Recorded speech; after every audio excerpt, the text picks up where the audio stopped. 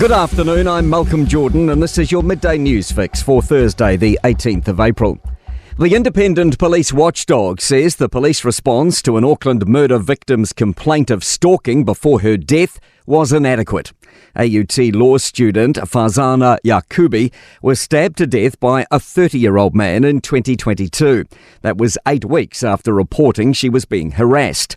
Herald reporter Sam Sherwood says the Independent Police Conduct Authority also found the way police assess allegations of stalking isn't fit for purpose. It's also revealed that police failed to link Farzana's complaint about the man who killed her with another complaint from a young girl who alleged that he was also threatening her. And police accept they missed several opportunities for earlier intervention in the complaint from Farzana Yakubi, and they should have acted sooner. They say additional training programs have been implemented for staff around hate-motivated crimes.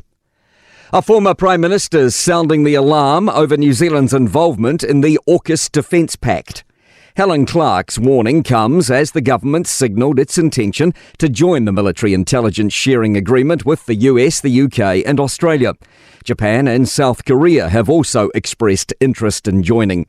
But Clark says New Zealand's involvement would risk souring our relationship with China. But our ability to navigate like that inevitably is compromised by signing up to something like AUKUS with all the drumbeat around it of who it's really aimed at. And China's deeply opposed to AUKUS as it sees it as a direct threat to its international standing.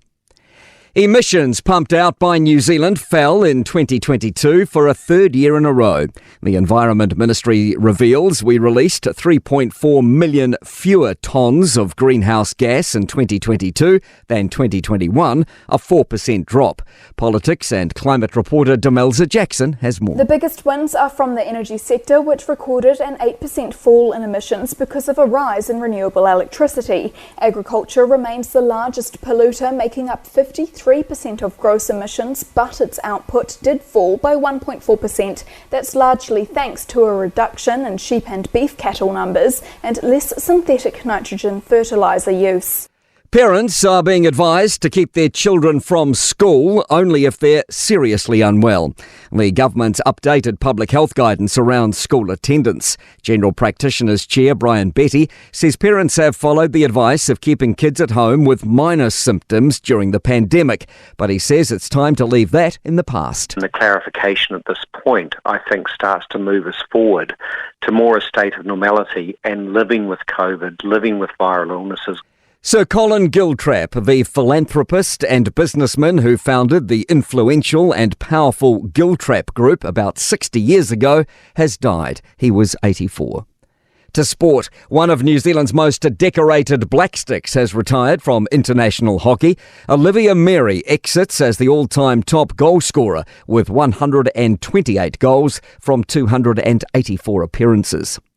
A special moment at home for English footballer Jude Bellingham. The 20-year-old has advanced to the Champions League semi-finals with Real Madrid after they beat Manchester City 4-3 on penalties. And Rafael Nadal's tennis comeback has ended in the second round of the Barcelona Open. He's been ousted in straight sets by Alex de Minaur. I'm Malcolm Jordan. That's your latest news fix. We'll be back with the next update at 5 p.m. from the Newstalk ZB newsroom.